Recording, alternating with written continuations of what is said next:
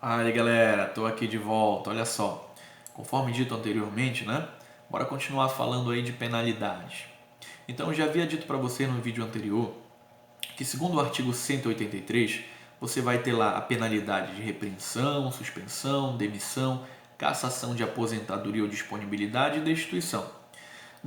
Dessas penalidades, quais que te interessam? Repreensão, suspensão e demissão, ok?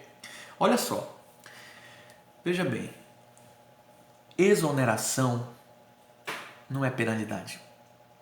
Multa não é penalidade. Advertência também não. Censura não é penalidade. As penalidades que te interessam para a prova são repreensão, suspensão e demissão. Só. Deu para entender? Professor, como é que eu faço para identificar se a conduta daquele servidor vai levar ele a sofrer uma pena de repreensão? É só tu te perguntar, aquela conduta foi leve? Se foi leve, é repreensão. Professor, como é que eu faço para identificar uma conduta que ele tenha praticado que vai levar ele à demissão? É só tu observar, aquela conduta praticada por ele foi grave ou não? Se foi grave, vai ser demissão. Professor, e a suspensão que fica no meio desses dois aí? É só você observar, a conduta não foi nem leve nem grave, foi moderada? Foi. Então é suspensão. Mas se a prova não deixar claro para ti se aquela conduta foi ali leve, grave ou moderada, observe se esse servidor ele é ou se ele foi reincidente na penalidade que levou ele a ser repreendido. Veja bem, a reincidência na repreensão leva à aplicação de suspensão. Agora sim, tu tens que saber o conceito de reincidência. Quem é reincidente? É aquele que pratica o mesmo crime várias vezes? Não. Reincidente, pessoal, é aquele que pratica a conduta hoje, é punido e amanhã ele pratica de novo a mesma conduta depois de já ter sido punido. Esse é o reincidente. Então vamos imaginar que hoje esse servidor chama o aluno de feio. Ele é repreendido, é punido. Amanhã ele chama de novo outro aluno de feio. Ao invés de ser repreendido, ele já vai ser suspenso. E aí existem duas pirrepsezinhas dentro de suspensão que tu tem que ficar ligado. Primeira, a suspensão ela pode ser de até 30 dias. Se ela for de até 30 dias, eu não preciso instaurar PAD para punir o servidor. Segunda pirrepsezinha que tu tem que prestar atenção. É possível que a pena de suspensão aplicada a esse servidor seja convertida em multa na base de 50% do vencimento ou da remuneração dele com relação ao dia de trabalho. Então vamos imaginar que o dia de trabalho desse servidor custe aí R$50. Então durante o período que ele foi suspenso e teve essa conversão para multa, ao invés de receber 50, ele recebe 25 por dia de trabalho. Presta muita atenção aí que nesse caso, mesmo que o elaborador da tua prova diga que houve a conversão da suspensão para multa, ainda assim a pena dele foi a suspensão. Fica a dica aí para vocês. Com relação à tua demissão, tu tem que prestar atenção. Pessoal, tem muita gente por aí ensinando errado. Os caras te falam que só existem dois tipos de demissão, que é a demissão a bem do serviço público, que incompatibiliza o servidor a tomar posse novo cargo público no Estado por 5 anos, e a demissão regra geral. Isso está errado. E eu te provo que isso está errado. Existem, na verdade, 4 tipos de demissão diferentes. Tu tens a demissão regra geral do artigo 190.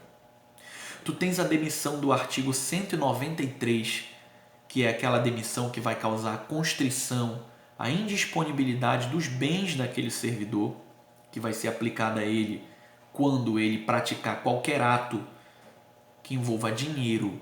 Por exemplo, servidor praticou improbidade administrativa, servidor roubou dinheiro, servidor desviou verba pública. Então, além de ser demitido, ele vai ter também o congelamento de sua conta bancária, de seu carro, a penhora de seus bens. Ele vai ter uma constrição total dos bens dele, até que ele venha reparar o prejuízo financeiro que ele causou.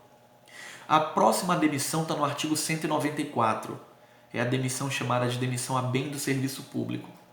Professor, quando é que ele vai ser demitido com a nota bem do serviço público? Quando ele trouxer uma mancha, uma mácula para o Estado. Ele pratica uma conduta que vai envergonhar, que vai manchar o nome da SEDUC, que vai manchar o nome do Estado. E por fim, mas não menos importante, no artigo 195, você também vai ter uma demissão chamada de demissão a bem do serviço público.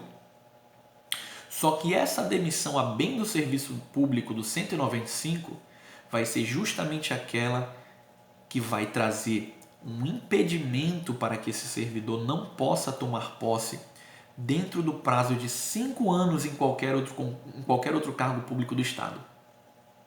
Professor, bem sério, né? Exatamente. Então, quando que essa pena do 195, essa demissão, vai acontecer? Em duas situações, meu amiguinho.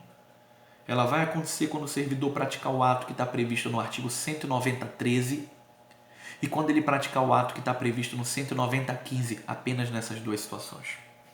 Professor, o que está lá no 190.13?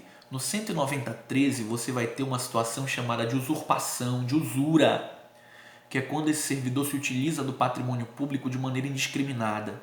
Ele pega o carro do órgão que ele trabalha e vai viajar com a família. Quando ele pega a impressora do local que ele trabalha para imprimir a apostila. É verdade, tá vendo só? Cuidado, hein? 5 anos por conta de um toner. Toma muito cuidado.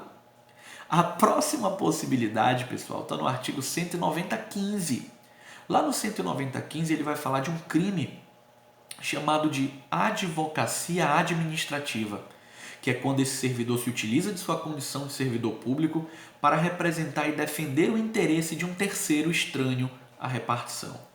Professor, é só o advogado que pode praticar advocacia administrativa? Não, qualquer servidor público. Professor, me dê um exemplo que eu acho que eu não compreendi. Vamos lá. Você, na condição de professor, chega para o seu aluno e fala assim: ó, João, tu não conseguiu passar esse ano, mas tu sabes que eu tenho voz ativa no conselho de classe. Então, bora se ajustar aqui, né? Me paga uma graninha aí para que eu possa defender o teu interesse de ser aprovado, de ser aceito pelo conselho, uma vez que eu tenho voz lá dentro. E o João dá esse dinheiro para o professor dele poder defender o João e fazer com que ele possa passar de série. Isso é advocacia administrativa. Deu para compreender? Maravilha.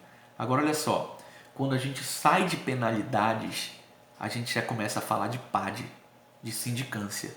E essa dica eu vou te dar já já no próximo vídeo. Um abraço.